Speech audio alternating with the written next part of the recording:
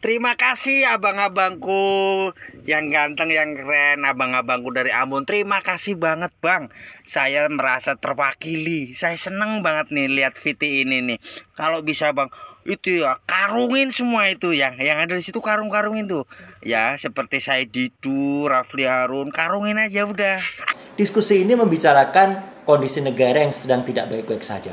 Tiba-tiba secara brutal dibubarkan oleh kelompok yang sangat tidak gentle ya, kemudian menurut saya sangat-sangat sebenarnya dia penakut ya karena menutupi wajahnya dengan masker ya. Gibran Rakabuming Raka, anak Presiden Joko Widodo sekalian Wakil Presiden 2024 akan diganti oleh Puan Maharani. Menurut gue apa yang dilakukan oleh keluarga anak menantunya ini nggak layak gitu loh. Boleh fleksibel atau bercanda, nggak terlalu serius kayak dulu-dulu presiden dan keluarganya, tapi nggak jadi agak tolol juga sih menurut gue ya. Omong. Kadang-kadang kalau saya mau tahu apa sih yang Prabowo berpikir, aku cari podcast itu. Dia lebih tahu dari aku. Ternyata Prabowo dan Jokowi sudah retak. Retak di mana retak? Saya menyatu luar biasa dengan Pak Jokowi karena visi beliau adalah sama dengan visi saya. Bagaimanapun juga kita harus akui, Presiden Jokowi adalah man of vision. Masa depan Indonesia sudah ada di pikirannya jauh sebelum kita bisa membayangkannya.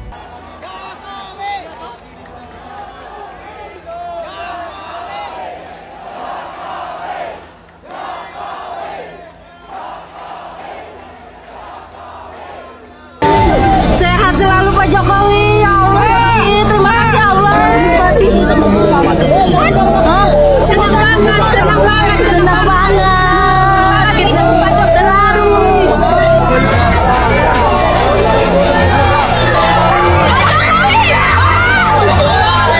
Yang bisa mikir Pak Jokowi. Untuk Bapak Jokowi.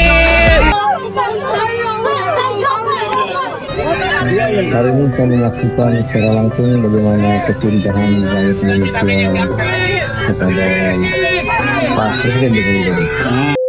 Ya baik, hai assalamualaikum warahmatullahi wabarakatuh guys. Baru-baru ini viral video yang di sana ya, acara kebangsaan kalau nggak salah.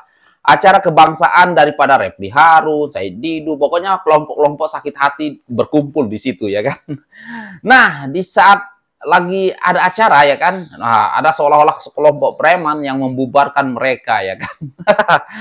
Wah, tetapi di sini Rafli Harun tetap cool di tengah perusuhan. Waduh.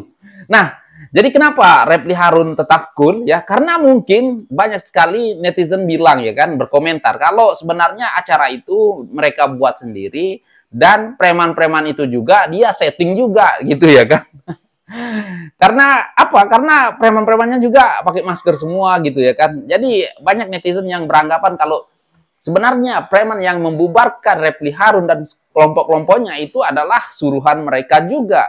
Nanti dan apa supaya nanti mereka bisa menyalahkan Pak Jokowi, istana lagi gitu ya kan. Aduh, ini mau membesarkan isu apa lagi ya kan? Aku pun nggak ngerti ya kan. Karena udah beberapa kali kalian membuat berkumpul seperti ini tidak pernah dibubarkan gitu ya. Kok sekarang malah dibubarkan? Ini kok nyata sekali ya kan kalau kalian setting sendiri. Kayak kasus siapa nih? Sarumpet siapa ya? Dulu kan. Aduh. Oke, dan nanti ada juga ya video tentang Pak Prabowo ya kan. Dan tentang Pak Jokowi juga yang datang ke sirkuit Mandalika dan diteriakin Jokowi. Nah itu ya menandakan kalau Pak Jokowi itu masih dicintai masyarakat. Berbeda lah kalau opini-opini mereka yang sakit hati. Pak Jokowi sudah tidak dicintai rakyat. Jokowi namanya sudah memudar. Tapi beda ya kalau di nyatanya, di realnya ya kan, masyarakat sampai nangis-nangis ya ketika ketemu Pak Jokowi. Oke, langsung saja kita simak video ini sambil kita berkomentar. Tapi sebelum kita mulai jangan lupa subscribe dulu ya guys. Dan jika sudah, terima kasih banyak-banyak. Dan ini dia videonya. Nih, ini dia nih. Lihat ya guys. Ada preman datang. Oke. Wow. Pakai masker tapi Rafli Harun tetap cool ya, santai. Ya gimana tak cool ya kan? Santai. Ya diduga preman ini juga suruhan mereka ya, seolah-olah mengacau apa acara mereka gitu ya kan. Terlihat santai pun. Ini kayaknya benar ya tanggapan netizen ya. Nih. Tapi kita lihat dulu apa kata netizen. Kita dengar. Terima kasih abang-abangku yang ganteng, yang keren, abang-abangku dari Ambon. Terima kasih banget bang. Saya merasa terwakili. Saya seneng banget nih lihat VT ini nih. Kalau bisa bang. Jadi iya guys ya, kalau misalkan ini video ini benar atau permainan ini benar ya, kalau menurut aku, kalau dari segi pandangan aku ya, aku bersyukur sekali ya karena mewakili perasaan kita juga ya, karena enak sekali ya melihat mereka-mereka ini ya kan yang selalu nyinyir menjelekkan pemerintah. Tetapi kalau itu benar ya kan, saya dukung 1000% ya untuk para preman membuarkan mereka. Tetapi ya aku takut aja lah kalau mereka-mereka ini sengaja disetting menghadirkan preman-preman suruhan mereka sendiri ya, seolah-olah ini adalah suruhan istana ya, supaya bisa menyalahkan Pak Jokowi lagi gitu ya kan. Oke, tapi kita dengar dulu abang kita ini. Ya, karungin semua itu ya. Karung. Ada situ karung-karungin tuh. Ya, seperti Said Didu, Raffi Harun, karungin aja udah. Saya sangat terwakili. Terima kasih banyak saudara-saudaraku yang dari Ambon. Terima dari kasih Ambon banyak. Ya, guys. Gaspol, hancurkan kaum Yamanisme dari bumi NKRI, hancurkan. Itu daerah Kemang itu, grup-grup Yaman banyak itu di situ tuh. Kaum Yaman di daerah Kemang banyak juga itu. Hancurkan abangku. Ya, terima kasih saudaraku yang di Ambon, saudaraku Ambon, abangku Ambon, intinya gitu deh ya. Makasih banget, saya merasa terwakili sama VT ini. Gaspol terus, Prabowo. Ya, kalau benar ya guys. Kasih kendor, hancurkan kaum Yamanisme. Waduh. Twakbir. Sambal kopi. Kita kemudian jadi berpikir-pikir, jangan-jangan Suryo balik lagi. itu semua mereka itu sedang cari muka dengan ini Toyo ya, yang kemudian ada dalam diskusi itu, dan berbagai tokoh yang lain ya, ada juga Bu Mary, penggiat wanita. Diskusi ini membicarakan kondisi negara yang sedang tidak baik-baik saja.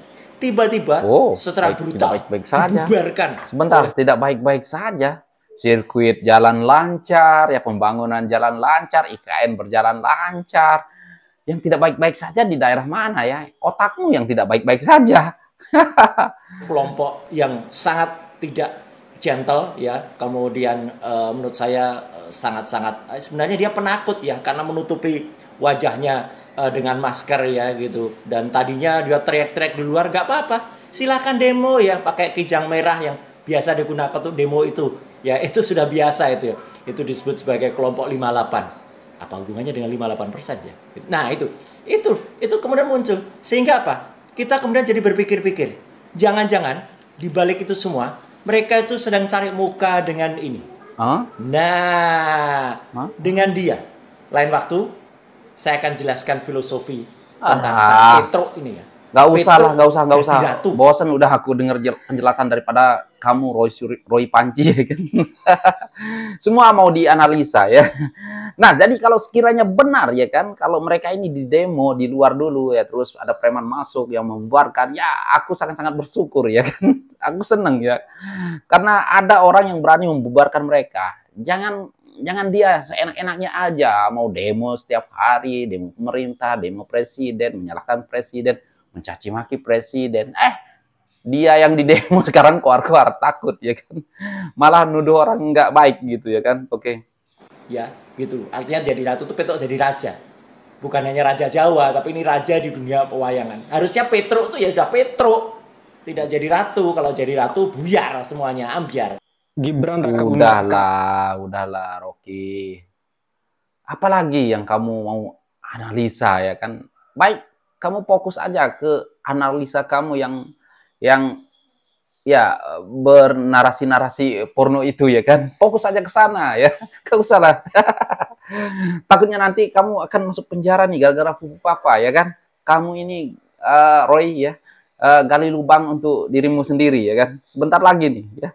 Kalian engkau harus buktikan nih Roy Suryo ya kan, kalau akun Fufu Papa itu adalah milik Gibran. Kalau enggak kamu akan masuk penjara. anak Presiden Joko Widodo sekalian Wakil Presiden 2024 akan diganti oleh Puan Maharani. Gara-gara kemarin itu soal akun Fufu Fafa yang diduga dimiliki oleh Gibran. Akhirnya kemarin awak media itu ketemu Puan Maharani dan bertanya soal isu akan menggantikan Gibran, bahwa Puan itu akan menggantikan Gibran sebagai Wakil Presidennya Pak Prabowo. Dan Puan pun menganggapi hal tersebut dengan tersenyum aja. Dia bilang, ya apa ya, dia cuma tersenyum. Itu ya tandanya dia pengen. cuma tersenyum ya. Dia itu mikir ya, masa sih aku jadi wakil presidennya Pak Prabowo? Ya nggak mungkin lah. Wakil presiden itu dipilih oleh masyarakat. Kalian tahu nggak, kalau nggak ada Gibran kemarin di cawapresnya Pak Prabowo itu, Pak Prabowo nggak mungkin menang kalau nggak ada Gibran itu. Karena ada anak Pak Jokowi, itu makanya Pak Prabowo itu menang. Ya, setuju. Kalau misalnya nanti Gibran itu digantikan oleh Puan Maharani, wah demo di mana-mana itu, Poy. Bukan kaleng-kaleng demonya itu udah turun semua. Pasti Lagian kan PDIP kan udah bilang mereka itu tidak mau gabung di pemerintahannya Pak Prabowo. Loh, sekarang kok malah jadi buka-bukaan ingin gabung ke pemerintahannya Pak Prabowo. Harusnya sih malu ya, karena mereka itu udah awal-awal. Pak Ganjar pun pernah menyatakan bahwa PDIP itu di luar pemerintahannya Prabowo Gibran. Dan mereka itu tidak akan bergabung gitu loh. Aku nggak tahu kenapa mereka tidak bergabung, gue nggak tahu. Dan seharusnya sebagai partai politik kan semua partai kan sama aja ya, ingin memajukan bangsa Indonesia. Kalau misalnya PDIP itu ingin memajukan bangsa Indonesia, harusnya bekerja sama dengan Pak Prabowo. Ayo bergabunglah ke kementeriannya Pak Prabowo, bergabunglah ke kabinetnya Pak Prabowo, supaya memajukan bangsa ini. Harus move on dengan Pilpres kemarin lah, jangan sakit hatinya itu jangan terlalu dalam. Iya, benar. Benar apa kata Pak Fahri Hamzah, kalau benar-benar mau, ya sudah, jangan ungkit-ungkit isu Pilpres lagi, ya kan. Terus kalau mau bergabung silakan. Takutnya ini masih menyerang Mas Gibran, terus PDIP mau bergabung ke koalisi Indonesia Maju. Tapi di sisi lain masih menyerang Gibran. Ini kan namanya musuh dalam selimut, ya kan guys? Oke, kita dengar nih, Nyai ini ya, kita dengar aja dulu. Tulisannya itu Putra Mulyono. Gue heran dengan keluarga ini, selalu mengiyakan gorengan netizen, yang memang netizen itu mendapat fakta gitu. Kemudian kayak kalah malu, mereka selalu menjadikan hal itu seolah-olah lelucon sehingga nantinya bisa dianggap biasa dan dimaklumi oleh rakyat Indonesia. Memang. Menurut gue apa yang dilakukan oleh keluarga anak menantunya ini nggak layak gitu loh. Boleh fleksibel atau bercanda, nggak terlalu serius kayak dulu-dulu presiden dan keluarganya, tapi nggak jadi agak tolol juga sih menurut gue ya. Karena kau yang tolol ya kan? Apa-apa diiyain. Ya kan, bentar lagi lu buat aja sekalian kalau lu adiknya Fufu Fafa begitu, ya kan. Jadi orang lucu, padahal itu adalah sebuah tindakan yang sangat tidak pantas dilakukan oleh keluarga sangat presiden. Tidak pantas. Tapi lu buat seolah-olah itu lucu. Ya jadi kalau kalian yang ngata-ngatain ataupun mengejek Pak Jokowi, ngata-ngatain Mulyono gitu, pantas gitu ya kan. Nah sekarang senjata kalian dipakai Kaisang untuk menyerang balik, kalian mengatakan tak pantas, ya kan aneh ya guys. Akhirnya orang biasa menganggap itu, sehingga apapun yang lu buat nantinya itu jadi dimaklumin kayak Allah udahlah gitu. Kayaknya nasib negeri ini nggak sekedar bercanda doang gitu, ini nggak lucu lagi menurut gua. Generasi apa begini? Generasi muda yang diusung mengotak-atik konstitusi. Kalian yang nggak lucu. Untuk hal-hal kayak gini. Untuk hal-hal receh kayak gini, mendidiknya di mana? Nah, itu udah bilang ya, hal-hal receh. Mulyono ngatain Mulyono, Pak Jokowi Mulyono, ngata-ngatain Pak Jokowi ini sudah tidak dicintai rakyat lah ya kan. Tapi nyatanya ya banyak sekali, masih banyak orang menangis ketika ketemu Pak Jokowi. Nanti kalian lihat di akhir-akhir video ya kan. Oke, kita lanjut nih. Prabowo sindir podcast yang sebut apa? Retak dengan Pak Jokowi ya. Omong. Nah. Kadang-kadang kalau saya mau tahu apa sih yang Prabowo berpikir, aku cari podcast itu. Dia lebih tahu dari aku. Ternyata Prabowo dan Jokowi sudah retak. Retak di mana? Retak di mana? Kita tidak naif lagi. Ada orang-orang yang pinter-pinter, sedikit-sedikit podcast. Bukan duduk di AC, di podcast, omong. Iya. Oh, Oh, Pak Prabowo begini. Oh. Pak Prabowo begitu. Apa? Apa? Dia lebih tahu Pak Prabowo mikirnya apa dari saya sendiri. Gitu. Kadang-kadang kalau saya mau tahu apa sih yang Prabowo berpikir, aku cari podcast itu. Ya. Dia lebih tahu dari aku. Oh. Ini wartawan banyak ya. Jadi nggak bisa terlalu keras aku bicara ya. Keras aja Pak, nggak apa-apa untuk yang kebenaran. Nggak boleh ya? Hah? Boleh Gus, Pak. nggak boleh Gus. Gus Miftah nggak boleh. Respect ya? Pak. Harus sopan, harus sopan, sopan. Gue bingung. Dia lebih ngerti dari gue. Apa yang gue? Aduh lucu emang ya. Ternyata Prabowo dan Jokowi sudah retak. Retak di mana retaknya? Di mana ya? Selalu mau adu domba, selalu adu domba. Iya. Adu domba nih, mikir. Tuh. Kita. Tapi itu yang ini ya, bagian ini ya, udah selesai ya. Sekarang bagian yang apa? Bagian yang menggembirakan. Oke, Pak. Siap, Pak. Kalau yang gitu agak jengkel, tapi kita udah biar aja lah. Oh. Ya kan? Biar aja lah, nggak apa-apa. Gitu. Nggak apa-apa. Kalau ada yang nggak mau move on, ya udahlah. Iya kan? Udahlah. Nggak apa-apa. Kita tidak mau terpancing. Oh, tuh dengar anak abah. Anak kecil. Ya. Jangan pakai alat-alat yang dulu-dulu, cara-cara yang dulu-dulu, oh. Adu domba. Iya. Ngintel-ngintelin orang. Ngintel untuk rakyat, untuk bangsa, jangan ngintelin lawan politik. Nggak enak itu. Nggak enak ya, emang. Sudah stop. Jangan terlalu maju lagi itu. Sudah. Kenapa saya? Nah ini lagi nih Pak Prabowo, kita dengar ya kenapa Pak Prabowo dengan Jokowi sangat rapat, karena visi dan misi Pak Prabowo sama, kata Pak Prabowo, kita dengar. Menyatu luar biasa dengan Pak Jokowi karena visi beliau adalah sama dengan visi saya. Tuh. Bagaimanapun juga kita harus akui, Presiden Jokowi adalah man of vision. Masa depan Indonesia sudah ada di pikirannya jauh sebelum kita bisa membayangkannya. Nah, benar. Bicara infrastruktur dan pembangunan daerah. Lihat jalan tol yang dibangun serentak di mana-mana, mungkin kalian pikir bisa buat lebih mudah nih jalan-jalan. Tapi coba renungkan, brand kecantikan lokal yang sekarang menjamur itu datangnya dari mana? Itu karena jalan tol darat dan laut yang menghubungkan industri kecil dari Sumedang, Sidoarjo, Medan, Banjarmasin, Makassar, dan kota lainnya. Tidak hanya itu, hidden gems bermunculan hingga pelosok Nusantara. Pariwisata dan UMKM kita hidup. Ya, Visi benar. Pak Jokowi bukan sekedar jalan aspal, tapi membangun nadi ekonomi rakyat untuk seluruh Indonesia. Ya, benar. Bicara pendidikan. Kalau bicara digitalisasi, mungkin yang kita bayangkan adalah startup, belanja online, dan streaming. Tapi coba perhatikan, di desa-desa muncul anak-anak yang ahli video editing, animasi, programming, hingga jualan online. Benar. Itu semua karena akses internet yang memudahkan mereka untuk belajar apapun, kapanpun, dan dimanapun. Ini juga gak dibaca ya. Visi pendidikan Pak Jokowi dijalankan lewat pembangunan infrastruktur internet secara merata. Bicara produk lokal dan UMKM. Kalau dulu, cintai produk Indonesia, hanya slogan. Di era Pak Jokowi, anak muda Indonesia jadi bangga pakai brand lokal. Dari kopi, parfum, sampai jaket dan sepatu lokal, semuanya jadi tren. Itu adalah sebagian dari visi Pak Jokowi untuk Indonesia. Mungkin hari ini belum sepenuhnya kita rasakan. Tapi kalau kita jaga, manfaatnya akan dinikmati hingga anak cucu kita. Saya jenderal. Saya ikut berkali-kali dalam aksi-aksi pertempuran. Saya saksi, saya melihat pemimpin yang bisa ambil keputusan dan pemimpin yang tidak bisa ambil keputusan. Beliau adalah pemimpin yang bisa ambil keputusan dan keputusannya berani.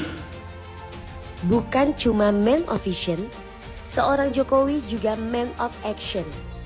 Beliau seorang pemimpin yang berani mengambil aksi, mewujudkan rencana-rencana negara yang lama tertunda dan tak terlaksana. Ya, setuju. Bicara MRT, LRT, Wush. Ya. Masih ingat ketika MRT, LRT, dan kereta cepat masih menjadi mimpi? Rencana yang sudah ada puluhan tahun, tapi seorang Jokowi lah yang berani memulai. Sudah direncanakan. Segala hambatan dan kritikan tidak membuatnya gentar. Hasilnya, sekarang kita bisa bergerak dengan cepat dan nyaman. Bahkan Wush jadi kebanggaan kita. Bikin iri negara tetangga. Mantap Pak Jokowi. Bicara sumber daya alam. Bayangkan, sudah berapa lama kekayaan alam kita dikuasai asing. Pak Jokowi tidak mau berdiam. Segala upaya dikerahkan hingga akhirnya Freeport dan Blok Rokan berhasil kita ambil alih. Bicara hilirisasi. Nah. Tidak berhenti di situ. Pak Jokowi tidak mau kita berpuas jadi pengekspor bahan mentah. Bayangkan, negara lain mengolahnya dan kita harus membeli lagi dengan harga yang lebih mahal. Beliau beraksi dengan membangun infrastruktur pengolahan nikel, emas, dan sumber daya lainnya untuk meningkatkan nilai ekspor, menciptakan lapangan kerja, dan memperkuat ekonomi nasional. Uni Eropa berang. Marah-marah kita gugat ke WTO, World Trade Organization. Dan kita dikalahkan, kita naik banding, terus IMF neken kita. Alhamdulillah Pak Jokowi ini tidak bergeming dan tidak mau diintimidasi dan mengatakan terus hilirisasi. Wah, luar biasa. Jadi, bagaimanapun juga buat Pak Prabowo, buat saya, dan ratusan juta rakyat Indonesia yang mencintai beliau, seorang Presiden Jokowi adalah pemimpin yang punya visi, punya aksi. Terima kasih Pak Jokowi. Terima kasih atas Merinding visi aku, dan guys. aksi untuk Indonesia. Merinding aku guys, sumpah. Jadi kalau aku dengar ya, terima kasih Pak Jokowi. Dan kalau kita ingat sebentar lagi ya kan, Pak Jokowi akan tergantikan. Merinding ya guys, sedih, bercampur, haru ya kan. Tetapi di sisi lain Alhamdulillah Prabowo yang menang dan yang siap melanjutkan program-programnya Pak Jokowi. Dan oke, ini adalah kedatangan Pak Presiden kita di sirkuit Mandalika kemarin ya kan. Nah tapi sebentar ya, kalau soal sirkuit sebenarnya aku dengan jarak dengan sirkuit itu nggak jauh ya guys, nggak jauh, sekitaran naik motor itu ya sekitaran 1 jam. Tetapi jujur baru kali ini saya tidak pergi ke sirkuit Mandalika untuk menonton langsung balap yang sangat dibangga-banggakan ya kan. Nah di tahun kemarin di setiap perlombaan saya datang ikut hadir, dan kenapa saya tidak hadir karena ya ada hal yang tidak bisa saya tinggalkan di sini di rumah, dan akhirnya saya tidak bisa pergi ke sirkuit Mandalika untuk menonton bareng. Dan oke lanjut, kita tonton video Pak Jokowi diteriakin Jokowi di sirkuit Mandalika. Oke. Tuh Pak Jokowi ya guys. Sirkuit Mandalika. Jokowi.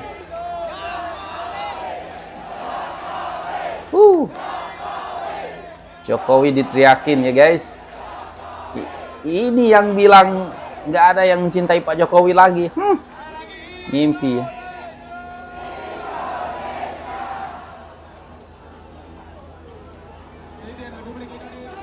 Wow, keren Pak Jokowi ya kan. Dan waktu kemarin saya dapat bertemu sama Pak Jokowi, tapi sayang sekali saya tidak dapat ambil foto ya. Saya bertemu dengan Pak Jokowi satu sirkuit ataupun MotoGP yang tahun lalu. Tetapi sekarang ya sayang sekali aku tidak dapat pergi karena ya saya salah satunya juga aku sekarang ada anak kecil ya kan yang nggak bisa ditinggalkan, dan ada hal apa ya, undang-undangan dari temen gitu ya kan yang bikin saya tidak dapat. Sehat selalu Pak Jokowi. Nih, terima kasih Allah. Nih guys, lihat nih masyarakat menangis ya ketika bertemu Pak Jokowi, bangga ya. Jadi apapun yang dikatakan oleh para pembenci Pak Jokowi itu adalah bohong belaka. Kalau mengatakan Pak Jokowi sudah nggak ada yang mencintai Pak Jokowi lagi, itu bohong. Lihat nih buktinya.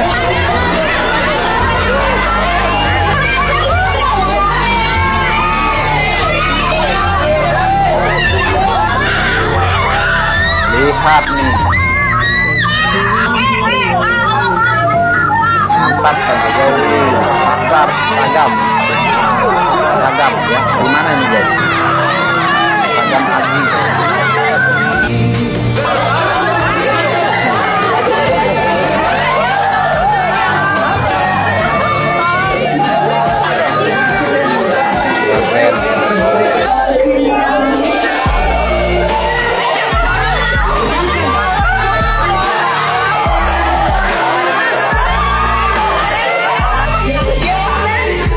Guys, lihat, terharu ya guys.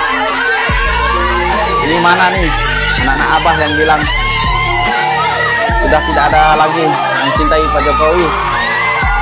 Kalian lihat sendiri nih, melek matanya ya kan. Jangan tidur.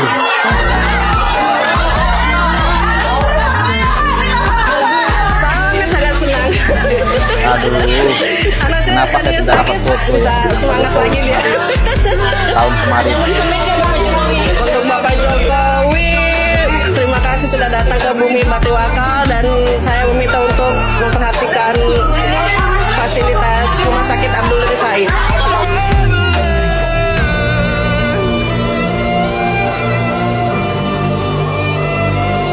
Kalian lihat guys, Pak Jokowi. Nah nih, Hari ini saya menyaksikan secara langsung bagaimana kecurigaan rakyat Indonesia kepada Pak Presiden Joko Widodo. Itu setiap ya saya kembali untuk bertemu, bersalaman, berfoto, setelah rakyat akan merumuskan Pak Joko Widodo. Jadi untuk para pembenci Pak Jokowi yang mengatakan ya Pak Jokowi sudah tidak lagi dicintai masyarakat, itu adalah bohong belaka ya guys. Karena apa? Kalau kita lihat di realnya ya iyalah ya, kalau di media sosial seolah-olah Pak Jokowi itu sudah tidak ada artinya lagi, tidak dicintai masyarakat. Tetapi di nyatanya kalian lihat sendiri, pergi ke sirkuit diteriakin Pak Jokowi gitu ya kan. Mantap Pak Jokowi ya kan.